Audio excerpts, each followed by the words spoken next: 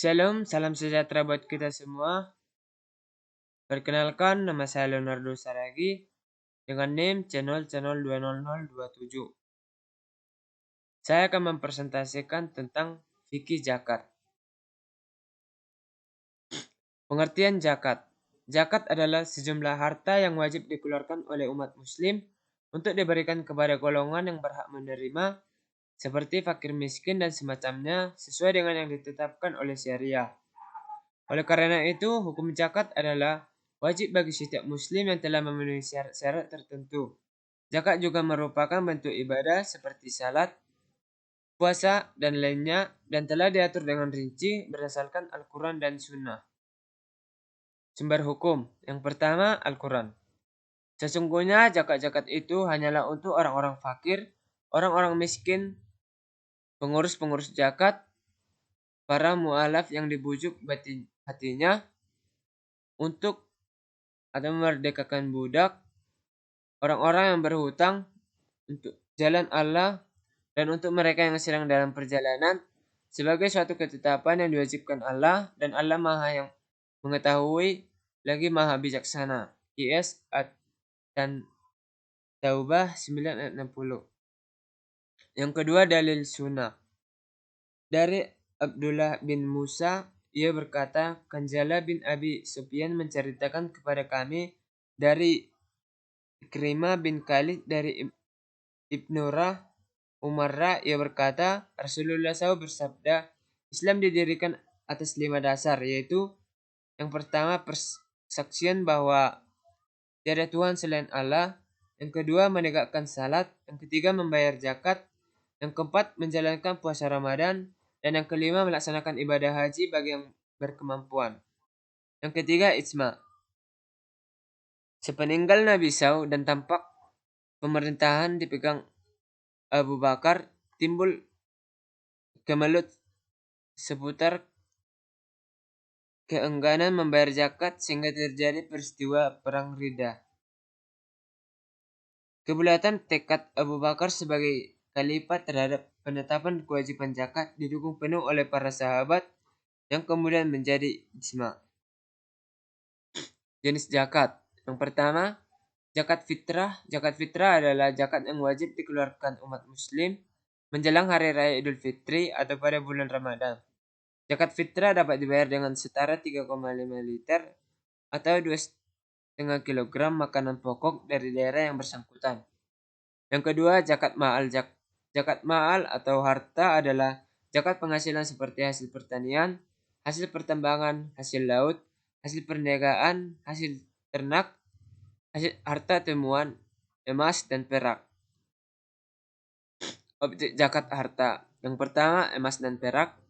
Yang kedua, binatang ternak. Yang ketiga, hasil pertanian. Yang keempat, harta perniagaan. Yang kelima, kekayaan laut dan hasil pertambangan. Dan yang keenam, rikas adalah harta yang sudah terpendam lama sejak zaman dahulu. Adapun penerima zakat yaitu yang pertama fakir, golongan orang yang hampir tidak memiliki apapun sehingga tidak mampu memenuhi kebutuhan pokok hidupnya. Yang kedua, miskin, golongan orang yang memiliki sedikit harta tetapi tidak bisa mencukupi kebutuhan dasar untuk hidupnya. Yang ketiga, amil, orang yang mengumpulkan dan membagikan zakat. Yang keempat, mu'alaf, orang yang harus masuk atau baru memeluk agama Islam dan memerlukan bantuan untuk menyesuaikan diri dengan keadaan baru. Yang kelima, hamba sahaya, orang yang ingin memendekakan dirinya. Yang keenam, garimin, orang yang berhutang untuk memenuhi kebutuhannya dengan catatan bahwa kebutuhan tersebut adalah halal, akan tetapi tidak sanggup untuk membayar hutangnya.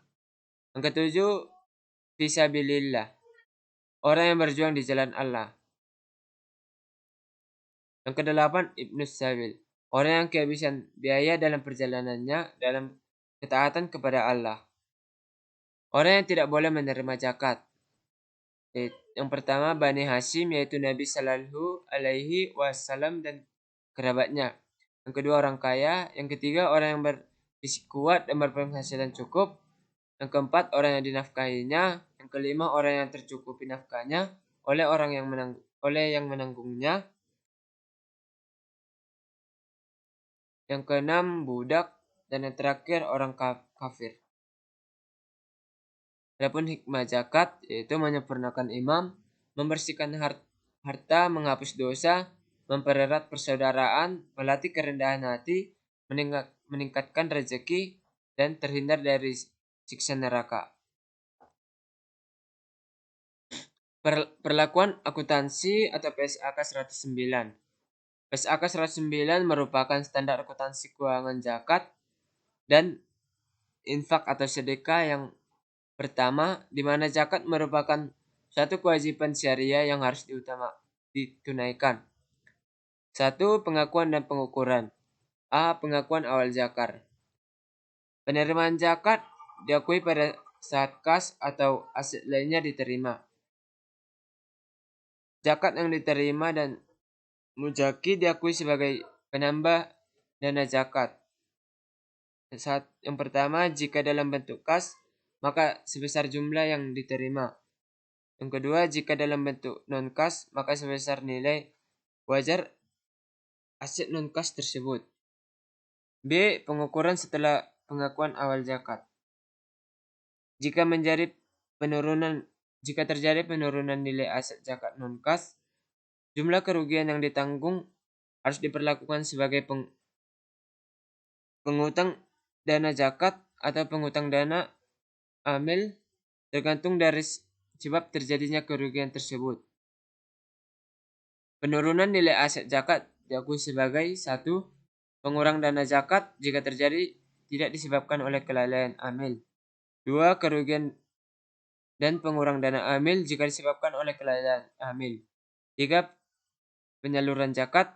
4. Zakat yang disalurkan kepada mustahik diakui sebagai pengurang dana zakat sebesar jumlah yang diserahkan jika dalam bentuk kas, jumlah tercatat jika dalam bentuk aset non-kas. Yang kedua, penyajian. Amil menyajikan dana zakat, dana infak atau sedekah, dan dana amil secara terpisah dalam laporan posisi keuangan. 3. Pengungkapan.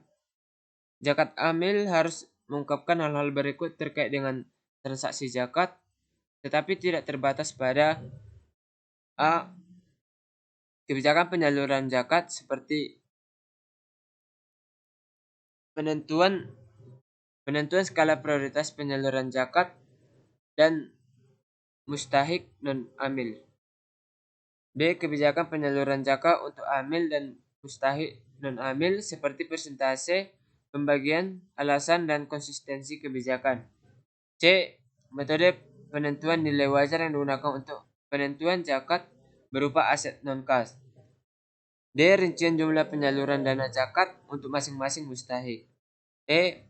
Penggunaan dana zakat dalam bentuk aset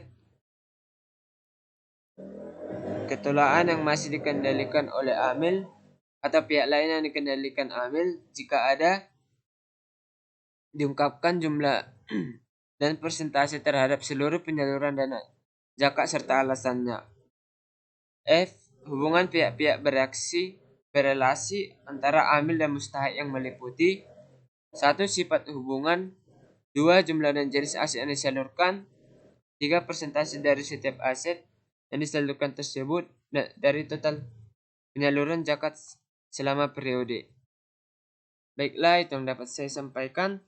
Kalau ada kata-kata yang salah, saya minta maaf. Akhir kata saya ucapkan sekian dan terima kasih.